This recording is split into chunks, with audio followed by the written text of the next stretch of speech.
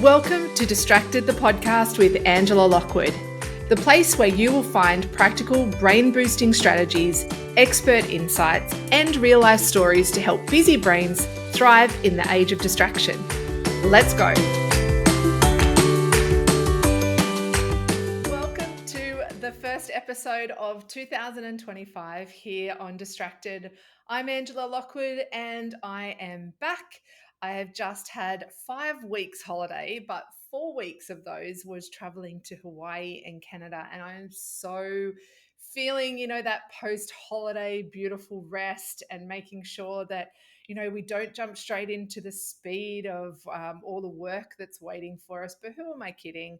First couple of days back, I've been washing skiing clothes and unpacking and doing all the things, unfortunately, we have to do after holidays. But oh my goodness, it was such a magical time. And this is not going to be like a full flex time of sharing with you how amazing our trip to Canada was. But one of the things that I guess we had been working on for many years, my husband and I lived in Canada about 20 years ago, just over 20 years ago now, and had the most amazing time. I did my last placement at uni 2 years before that at a hospital in Canada, where I actually started my real career of developing programs in schools and around inclusion. And I just absolutely loved everything about Canada. It is just such a beautiful country. And so a couple of years after, my husband and I went back and we lived there for 12 months.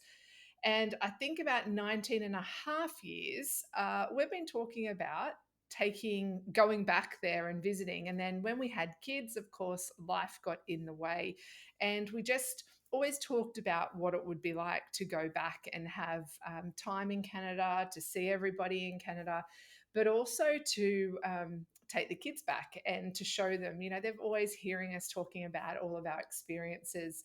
My husband played rugby union over there and we just had so much fun. Those pre-kid times, if you have children, where life just seemed to be super fun and it felt like nothing tying you down in should I say in a good way. But once you have kids, things get a little bit more complicated. You have other people to think about. um, they go to school, you can't really pull them out. But anyway, whatever the reasons were, life got in the way. And so it took us quite a few years to go back there. And I loved that we were able to do that. I have a son that's 17 and a daughter that's 15. So it felt like the right time for us to have that family holiday and to have a really good visit to a country that we really hold closely to our hearts, and to introduce them to all these people we've been speaking about for many years. And so it was a perfect time, before they leave home, before they leave school. I often think about my kids, why did I raise them to be so independent? Because I know the minute they graduate from school that they are gone, that they are going to be traveling the world and doing all of these amazing things. And part of me, I go, oh, why did we raise these amazing independent kids? Because they're just going to want to leave home. But, really the big part of me is so excited for them because the world is such a big place and full of so many amazing opportunities. But this trip to Hawaii in Canada was really special. But the thing that I loved, there was lots of moments about the trip that I absolutely loved. One of them was the ability to switch off. And when I say switch off, literally, I had 4 weeks without my laptop. I didn't even take my computer with me. It stayed in the cupboard at home. And so that way I couldn't work. It was a real conscious choice to completely switch off and spend that valuable time with my husband and with the kids. And what I didn't want to do is get into work mode while I was there. I really wanted to consciously just go, this time is for family and that's it. Most of my year I'm really switched on. I'm really thinking about all the things I need to do in work and business and growth and customers and clients and everything. And I thought I really owe this to myself just to have this time to switch off, because we've been talking about it for so long. But it's also a really important time for us to be with the kids. And so I sort of took this a little bit far. And not only did I not take my laptop, but also we didn't sign up to any international plans on our phones either. So we thought what we could do is travel around without our phones and only be connected on Wi-Fi, so that when we're in a motel, or when we're staying at a friend's house, that we would connect into Wi-Fi, and that's how we would stay up to date on what's going on. um, but it was really interesting because there was so many times I didn't even know where my phone was. I would go down to the communal room, or we would go out for the day and I'd be like, hey, where's my phone? And it was really quick that it took not much time, really. It was quite quick where I quickly was like, I don't really want my phone near me. And I almost ended up forgetting about it. And for some of you, you might be starting to go into a little bit of a panic attack now, thinking, how in the world could she go for 4 weeks without her phone? Now, don't be disillusioned here. I wasn't 4 weeks without my phone. We were using it for photos. I had my phone was the only thing I was using for photos. And we were also planning on the phone and things when we were at the motel. But what we quickly realized was how much our society really requires you to have your phone. There were so many things that we needed. So, access to national parks, they would email you your pass and you had to show them the QR code on your phone. Now, in order to have that, we needed to be, connected to a mobile network. And so it was very interesting, even though we had 4 weeks really without being contactable because we turned off all the SMSs and messaging, but we still needed it to access everything in our daily lives. Our cards were on the phone. So even me saying that I was without it, I had it with me. It's just that we turned off the functionality of people being able to contact us. And I just loved it. In fact, it's been really hard. It's my first week back speaking to you now, and it has been a bit tricky to get my head back around having people texting me and needing to respond. But what I've quickly noticed is when people respond, email, the sense of urgency that comes up for me to be able to respond straight away. And it was funny because when people knew that they couldn't contact me for 4 weeks, I had all the autoresponders on my emails. I told everyone I'd be away, I wouldn't have my phone. People just didn't contact me. And what I found was really interesting with that was it was the boundary that I created for myself to tell people, but also have the systems in place to let people know that I wouldn't be available. Excuse me. So, see, even my voice is croaky. My voice is trying to find its way back into speaking on the podcast. But even with being contactable, I don't know if you've ever had this sort of tried this yourself. Even just turning your phone off can actually be quite anxiety inducing. You can almost get nervous that what if somebody needs me, or what if someone wants me? And I guess for me, we had that opportunity that the kids were with us, so I didn't have to worry about them needing us because we were pretty much traveling all the time together. But when it came to things like family and close friends, then of course there was messaging apps like WhatsApp and things like that that they could get us on. But I didn't have the notifications on, so it felt like I was in control of when I would respond, how people could connect with me, and also there was the time difference, so I didn't want people messaging me at 4 o'clock in the morning. But all of this aside, what I really wanted to sort of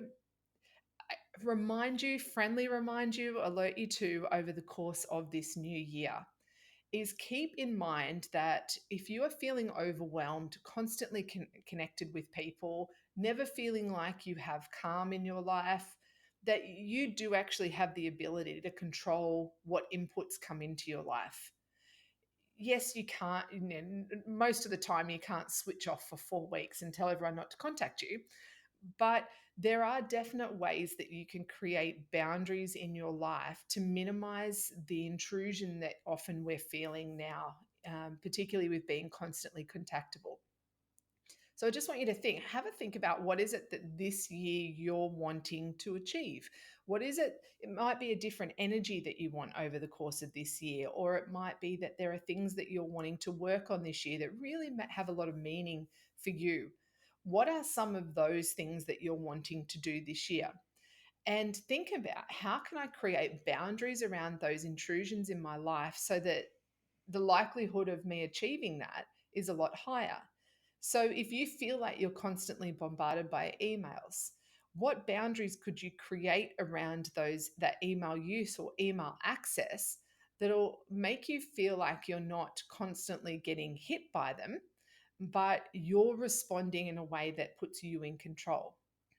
It might be notifications on your phone, right? And I'm amazed by, whenever I'm doing my workshops around thriving in the age of distraction, how many people have so many notifications pop up on their phone, within seconds, and they're just constantly pinging, and they don't take the couple of minutes out just to turn them off. That they almost put up with the inconvenience and the annoying sounds rather than just taking a couple of minutes to turn it off. And you might be one of them. You might be like, oh my gosh, that's me. That's exactly what I do. So have a look at the notifications that constantly pop up on your phone. If they are not absolutely necessary for you to respond to in the moment, so that, say, like a message from your kids, I would imagine that is highest priority. That is the priority message that you get, to say, hey mum, I'm stuck, or mum, can you help me, or dad, I'm running late, my work's going to be going late, just to let you know. Like, they're important text messages, so that's a notification you want. Maybe phone calls, if phone calls are important to you to receive, maybe that. But I can guarantee you things like Facebook, LinkedIn, Instagram, any of the social media apps, your kids' sport, maybe I won't name all of them because there's just so many of them, but I don't think you need to have that notification in real time. And so have a look at the notifications that are popping up on your phone over the next couple of days and take stock of them. Just write them down on a piece of paper of the things that you constantly get notified about. And then have a look and go, well, actually, they aren't important for me. Take a couple of minutes before the end of the week and go in and turn off the notifications for all of those apps. Now, I can guarantee you will be 100% fine if you don't get real-time notifications on every app that's on your phone. I can guarantee that. Now, there'll be the ones that you will go, super important, I have to, have that coming through. Then, of course, leave that on. So two things is looking at where, I guess, the interruptions of your devices are happening. Is it emails? It might be the notifications on your phone. It might be phone calls. It might be just people interrupting you in your office. It might be also just when you are having quiet time, when you're doing sort of some self-care tasks. Do you feel like you're being interrupted during those times? And if you've got little kids, it's really difficult. I can remember when the kids were little, you'd be sitting on the toilet and one of them would walk in and you'd be like, are you serious? Door closed, mum on toilet. You do not need me right now. But I can guarantee you it does get better as they age. But have a look at boundaries this year around how can you create some of those boundaries around time, but more importantly, around your attention. And it's around creating boundaries so that you can focus on the things that really matter to you. Because when you wake up in the morning, say with your alarm clock, what you don't want to do is roll over, turn the alarm clock off, and then see a whole screen just full of random notifications that aren't important to you, because you can't help yourself. As humans, we can't help ourselves with those distractions. We have to have a look at them. And our brain just automatically, when it sees those notifications, thinks we need to respond to it, or we need to action it. Or if it's neither of those things, it's just aware that that is now sitting on your phone, and our brains automatically jump into overwhelm when we don't need it. So, just a short reminder for you and a suggestion for you as you're looking into this new year ahead. Where can you create boundaries around your attention so that you can focus on the things that really matter to you? And just as I did in my holidays, no laptop, minimized my phone usage, didn't have text messages come in, all of these things so that I could spend those beautiful 4 weeks having the most amazing experiences at a time when I know is really important with my family. And I will guarantee you that I did not miss one important thing, that I did not miss it. In fact, it probably became a little bit harder than what I thought to come back and switch it back on. But it's been too easy to fall back into some of the patterns that I had prior to those 4 weeks. So even just recording this for you is reminding me to practice what I preach and make sure that I continue to have boundaries around my device use, around when I'm contactable, and how people can interrelate with me because, you know, there's a lot. There's a lot for us to do in life. And if we feel out of control with it, then it's just going to take over. We always have control around how we use our time, but particularly with our attention, we need to be a little bit more strategic and a bit more mindful around where we're going to give our attention and therefore where we're going to give our energy. So I wish you all the very best this year. Now, hopefully, if you are a new listener, I just want to say thank you so much for being here on Distracted. It is a podcast for those of you that find it really hard to focus in a very busy, distracting, noisy world. And on here, you'll get lots of tips around how you can find calm, how you can find focus, but also how you can look after your own brain to help your brain really thrive in this age of distraction.